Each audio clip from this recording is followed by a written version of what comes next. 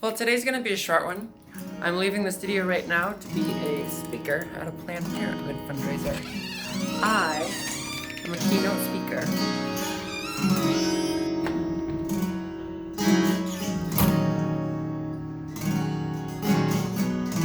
So I'm backstage warming up. The event starts in 5 minutes. This is our sound guy walking through. And I lost my train of thought. Oh yeah, I'm on at 5. No wait, I'm on at 6. Alright, here we go, let's do this. So, in 2013, an organization called GLAD studied every film that featured a transgender character, or featured a film that represented a transgender character. What they found was that 60% of the films that were looked at featured a trans character and victimized or villainized them. 20% of the films were somewhere in between, and an additional 20% featured the character in a way that was good or groundbreaking. I'm tethered. Let that sink in, because for a film to be groundbreaking, think of all the films that have come before it. One film has to be groundbreaking for people like me.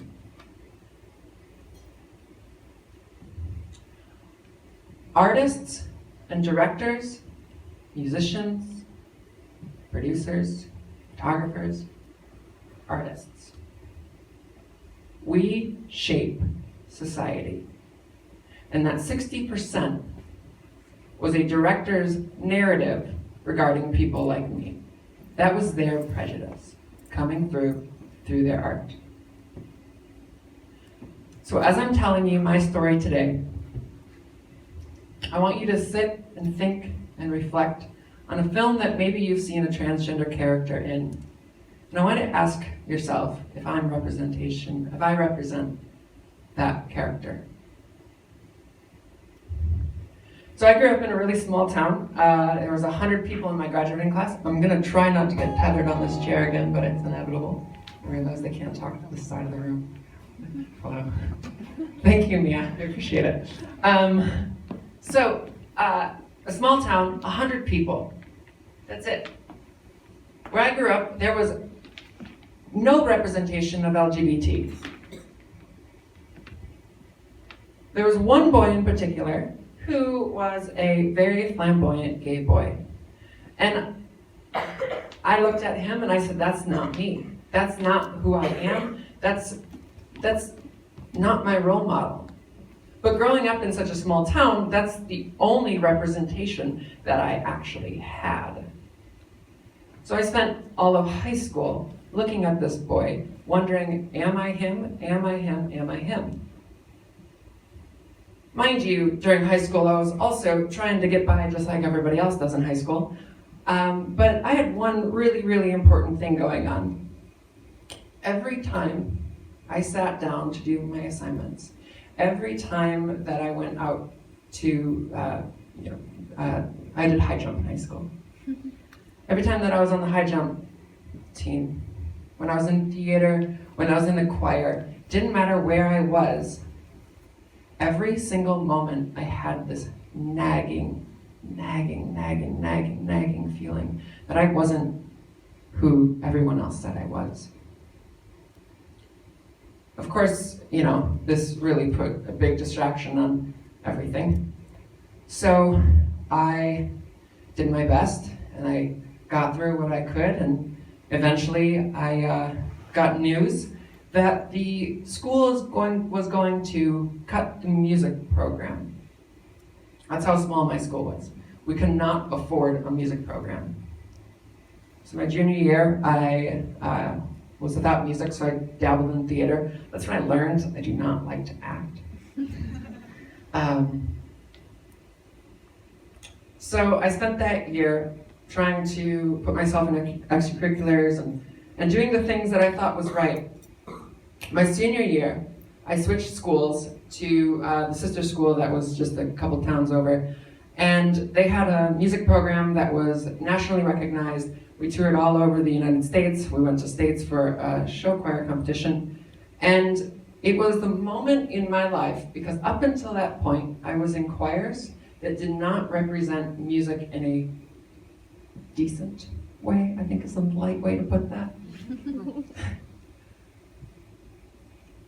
It was also a time for me that I was singing pop songs. I was singing rock songs and, dancing and having fun with music. Not Ist du bei mir, gib mich Freuden. German art songs. They're great, but not for me. So I spent that senior year on cloud nine. The school was bigger, so there were more people who represented me, but it still wasn't there. All through this thing, I was nagging. And I reiterate because that's what it felt like to me. Every single moment of every single day. I didn't know who I was. I didn't know what I was doing. The only thing that I knew was that I liked music. So I went to college. College was a smaller school again. And it was at that time that a trans person passed me on the sidewalk. And for the very first time in my life, something clicked. And I still didn't understand what trans was. I didn't understand gender. I didn't even understand, I don't know, I hope some of you understand, but sex and gender are separate. And all I knew was that that person that passed me was the person who I wanted to be. But something deep inside of me told me I did not want to be that person. I didn't want to go through the ridicule of what society brings down upon people like me. People who set narratives for people like me. My roommate at the time was encouraging me to write music. He was writing a bunch of songs, and so for the very first time, I was able to sit down and actually explore who I was in a very poetic and art-filled way. The very first time that I sat down and I started exploring was dark. And it's kind of stayed that way, honestly. But for the very first time, I started understanding who I was. 3 years went by in college, 3 years of questioning, confusion, still in nagging, but eventually the nagging turned into pressing. This enormous pressure began to fall down on me, and I fell into a really dark depression. It got to the point where it was so bad that I spent a week in my room with the door shut because I did not want to see anybody, and I did not want them to see me. I was so ashamed of who I was that I refused to let the outside world see. That's when I dropped out of school. I dropped out of school because if I didn't, it probably would have gotten worse. I dropped out of school, I went back home to live with my parents, and I checked myself into therapy.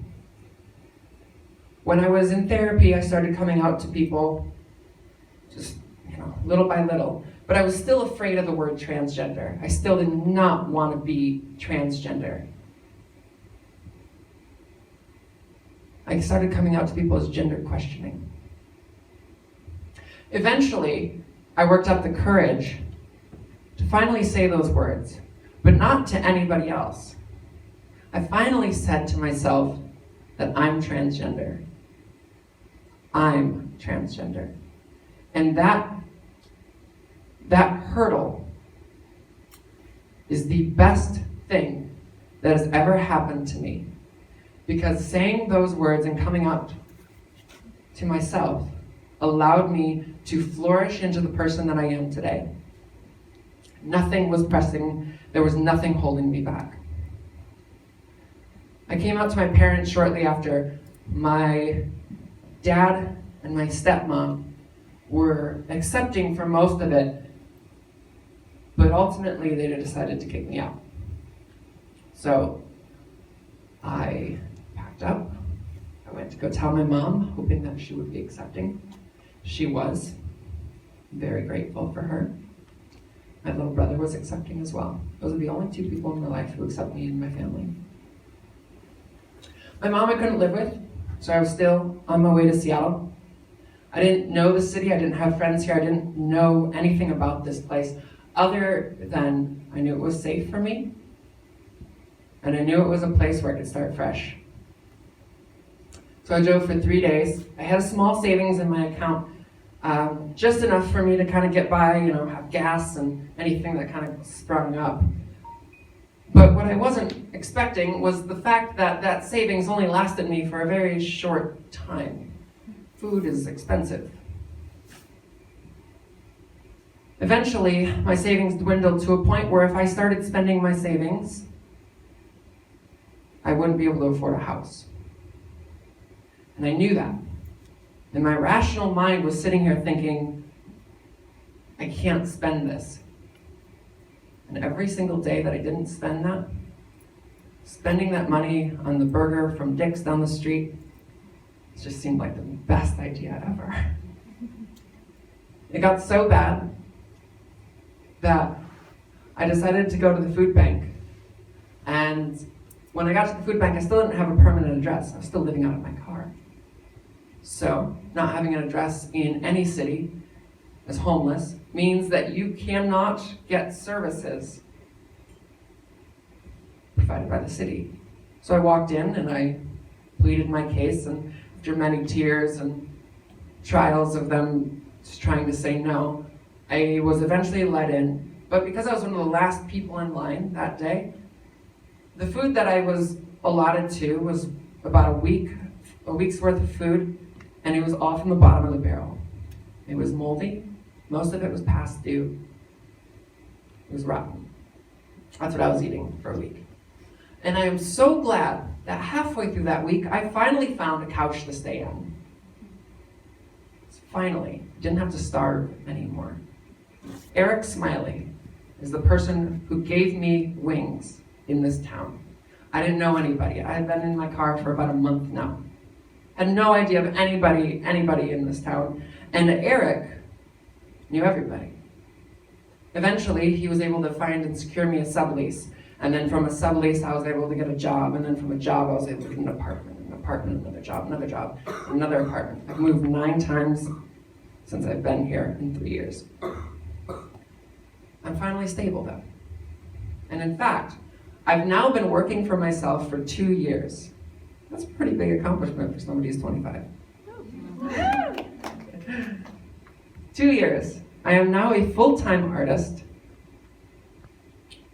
and I am working on developing a creative agency at the moment. As Mia said, and I have a lot of different things going on, so I'll package it up. So let me ask you again, because do I fit that narrative? Do I fit the victim? Do I fit the villain? We as artists have a responsibility. We shape culture.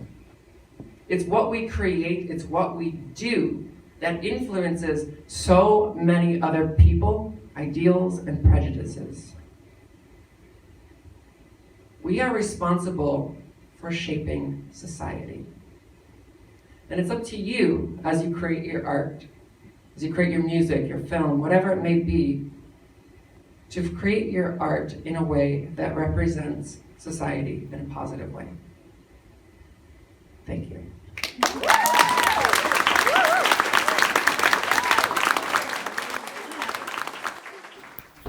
All right.